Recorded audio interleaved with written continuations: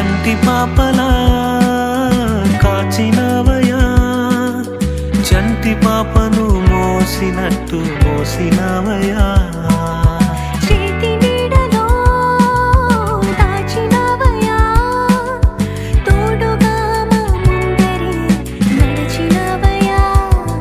పోషించినవయా, బలపరచినవయా, భయము వలదని ధైర్యమునిచ్చినవయా.